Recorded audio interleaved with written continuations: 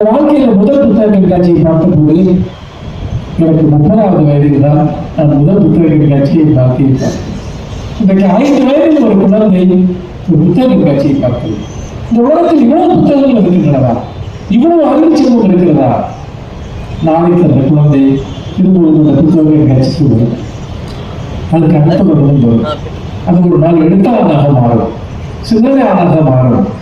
எங்கெல்லாம் புத்தகங்கள் இருக்கிறதோ அங்கெல்லாம் புத்தகங்களை எடுத்து பார்ப்போம். பள்ளி நூலகத்திற்கு செல்லும், கல்லூரி நூலகத்தை போய் புத்தகங்களை தேடும், ஊரில் இருக்கக்கூடிய நூலகத்தை போய் பார்ப்போம். புத்தகங்களின் மீது ஒரு ருசியை உண்டாக்க வேண்டும். நண்பர்களே, நன்றாக கவனியுங்கள். ஒரு ருசிகள் ஒரு பக்கத்தை படித்தால் அதை ருசித்து படிக்கக்கூடிய அந்த மனநிலையை நாம் குழந்தைகளில் உருவாக்க வேண்டும். யாராவது செல்போன் பார்த்து ருசியை உண்டாக்குனாலோ அது எப்படி தனியாக எப்படியோ குழந்தைகளுடைய நாவில் அதை ஒட்டி கொள்கிறது, இணையத்தில் ஒட்டி கொள்கிறது. ஆனால் புத்தகங்களை நாம் உருவாக்க வேண்டும். இந்த புத்தகத்தை படிச்சு பாருங்க, படிச்சிருக்காங்க. புத்தகங்களை படிக்கிற போது குழந்தைகளுடைய மொழி அறிவு வளர்கிறது, அவர்களுடைய பேசுகிற மொழி வளர்கிறது. இன்றைக்கு நான் நிறைய பிள்ளைகளை பார்க்கிறேன், அவர்களுக்கு பேச தெரியும்.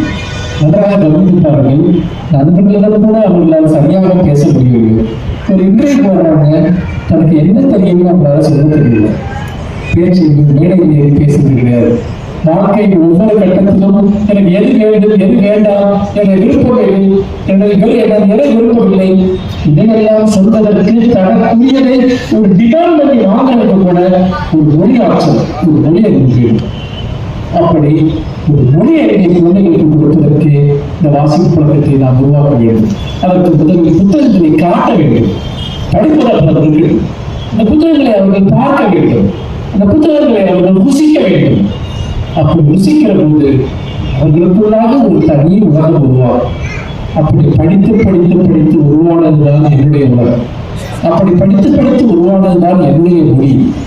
அப்படி படித்து படித்து உருவானதுதான் என்னுடைய எண்ணங்கள். இதற்கெல்லாம் எந்த குறிப்பும் இல்லாமல் உங்களுடன் பேசிக் கொண்டிருக்கிறேன். என் சொற்கள் எங்கிருந்து வருகின்றன? அவை நான் படித்த புத்தகங்களில் இருந்து வருகின்றன. என் இதயத்திலிருந்து வருகின்றன என்றால் என் இதயம் என்பது நான் படித்த புத்தகங்களின் சொற்களாலும் கருத்துக்களாலும் எண்ணங்களாலும் நிரம்பி இருக்கிறது.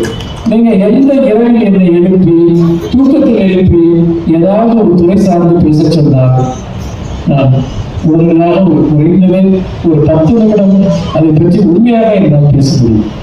காரணம் என்னவென்றால் நான் படித்த புத்தகங்கள் என்னுடன் இருக்கின்றன.